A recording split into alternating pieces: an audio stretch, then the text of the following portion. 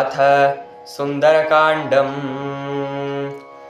रामाय शाश्वतसुविस्तृतषड्गुणाय सर्वेश्वराय बलवीर्यमहार्णवाय नत्वालिलङ्गैषुरर्णवमुत्पपात निष्पीड्यतं गिरिवरं पवनस्य सूनुः चुक्षोभवारिधिर्यौ प्रययौ च शीघ्रं यादौ गणैः सह तदीयबलाभिकृष्टः वृक्षाश्च पर्वतगताः पवनेन पूर्वं क्षिप्तोर्नवे गिरिरुदागमदस्य हेतोः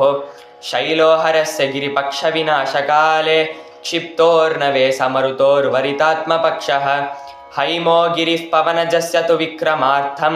मुद्भिद्य वारिधिमवर्धदनेकसानुः नैवात्र विक्रमणमैचदविश्रमोऽसौ निस्सीमपौरुषबलस्य कुतश्रमोऽस्य आश्लिष्य पर्वतवरं सददर्श गच्छन् देवैस्तु नागजननीं प्रहितां वरेण दृष्ट्वा सुरप्रणयितां फलमस्य चोग्रं देवाः प्रतुष्टुवरमुं सुमनोभिवृष्ट्या तैरादृतः पुनरसौ वियतैव गच्छन् छायागृहं प्रति ददर्श च सिंहकाख्यं लङ्कावनाय सकलस्य च निग्रहेस्य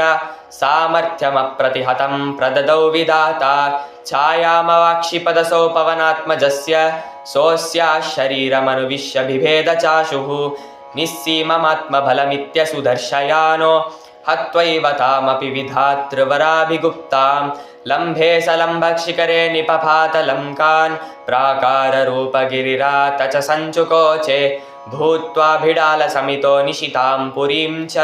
प्राप्स्यन् ददर्श निजरूपवतीं सलङ्कान् रुद्धो नयाश्वत विजित्य च तां स्वमुष्टिं पिष्टां तयानुमतयेव विशेषलङ्कान् मार्गमाणो बहिश्चान्तः सोऽशोकवनिकातले ददर्श शिंशपा वृक्षं मूलास्थितरमाकृतिं नरलोकविडम्बस्य जानन् रामस्य हृद्गतं तस्य चेष्टानुसारेण कृत्वा चेष्टाश्च संविदा तादृक्चेष्टा समेताया अङ्गुलीयमदात्ततः सीताया यानि चैवासन्नाकृते स्थानि सर्वशः भूषणानि द्विधा भूत्वा तान्येवासन् तथैव च अत चूडामणिं दिव्यं दातुं रामाय सा ददौ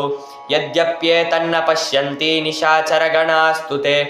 द्युलोकचारिणिः सर्वे पश्यन्त्रिषय एव च तेषां विडम्बनायैव दैत्यानां वञ्चनाय च पश्यतां कलिमुख्यानां विडम्बोऽयं कृतो भवेत् कृत्वा कार्यमिदं सर्वं विशङ्कः पवनात्मजः आत्माविष्करणे चित्तं चक्रे मतिमथाम्बरः अथ वनमखिलं तद्रावणस्य विलम्ब्य क्षितिरुहमिममेकं वर्जयित्वा शुवीरः रजनिचरविनाशं काङ्क्ष्यमाणोऽतिवेळं मुहुरतिरवनादितोरणं चारुरोह अथ शृणोद्दशाननः कपीन्द्रचेष्टितं परं दिदेश किङ्करान् बहून् कपिर्निगृह्यतामिति समस्तशोभिवृत्य वो वरार्धरस्य किङ्कराः समासदन्महाबलं सुरान्तरात्मनोऽघजम् अशीतिकोटियूतपं पुलस्त्य राष्ट्रकायुतम् अनेकहेतिसङ्कुलं कपीन्द्रमावृणोद्बलं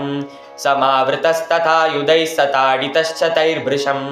चकारतान् समस्तशस्तलप्रहारचूर्णितान् पुनश्च मन्त्रिपुत्रकान् सरावणप्रचोदितान् ममर्दसप्तपर्वतप्रभान्वराभिरक्षितान् बलाग्रगामिनिस्तथा सुसर्ववाक्षु गर्वितान् निहत्य सर्वराक्षसान् तृतीयभागमक्षिणोत् अनौपमं हरेर्बलं निशम्य राक्षसाधिपः कुमारमक्षमात्मनः समं सुतं न्ययोजयत् स सर्वलोकसाक्षिणः समं सुतैर्ववर्षः शितैर्वरास्त्रिसंस्कृतैरचैनमभ्यचालयत् समण्डमद्यगासुतं समीक्ष्य रावणोपमं तृतीय एष भांशको बलस्य हीत्यचिन्तयत् निधार्य एव रावणो स राघवस्य नान्यथा युधीन्द्रजिन्मया हतो न चास्य शक्तिरीक्ष्यते अतस्थयो समो मया तृतीय एष हन्यते विचार्य चैव माशुतं पदो प्रगृह्य पुप्लुवे स चक्रवद्भ्रमातुरं विधाय रावणात्मजम् अपोथयद्धरातले क्षणेन मारुतीतनुः विचूर्णिते धरातले निजे सुते स रावणः निशम्य शोकतापितस्तदग्रजं समादिशत् अथेन्द्रजिन्महाशरैर्वरास्त्रसम्प्रयोजितैः ततश्च वानरोत्तमं न चाशकद्विचालने अथास्त्रमुत्तमं वधेर्मुमोच सर्वदुस्सहं स तेन ताडितो हरिर्व्यचिन्तयन्निराकुलः मया वराविलङ्घिता ह्यनेकशः स्वयम्भुवः समाननीय एव मे ततोऽत्र मानयाम्यहम् इमे च कुर्युरत्र किं प्रहृष्टराक्षसां गणः इतीह लक्ष्यमेव मे स रावणश्च दृश्यते इदं समीक्ष्य बद्धवत् स्थितं कपीन्द्रमाशुते निशाचरेश्वरस्य तं सपृष्ठवांश्च रावणः कपे कुतोऽसि कस्य वा किमर्थमीदृशं कृतम् इतीरितः स च वदत् प्रणम्य राममीश्वरम् अवैहि दूतमागतं दुरान्तविक्रमस्य मां रघुत्तमस्य मारुतिं कुलक्षये तवेश्वरम् न चेत् प्रधास्यसि त्वरन् रघुत्तमप्रियां तदा सुपुत्रमित्रबान्धवो विनाशमाशु यास्यसि न रामबाणधारणे क्षमासुरेश्वरा अपि विरिञ्चि शर्वपूर्वकः किमुत्तमल्पसारकः प्रकोपितस्य तस्य कः पुरस्थितो क्षमो भवेत् सुरासुरोरगादिके जगत्यचिन्त्यकर्मणः इतीरिते वधोद्यतं न्यवारयद्विभीषणः स पुच्छदाह कर्मणे न्ययोजयन्निशाचरान् अथास्त्रवस्त्रसञ्चयैः पिधाय पुच्छमग्नये ददुर्ददाहनास्य तन्मरुत्सको हुताशनः ममर्ष सर्वचेष्टितान् स राक्षसान् निरामयः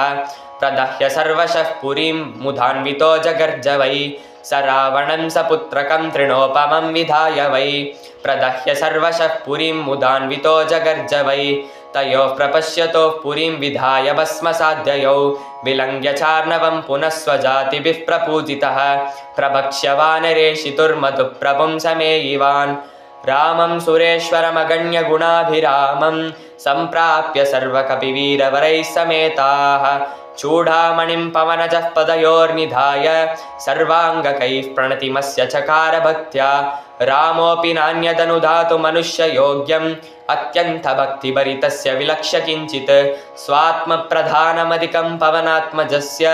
कुर्वन् समाश्लिषुदमुं परमाभितुष्टः।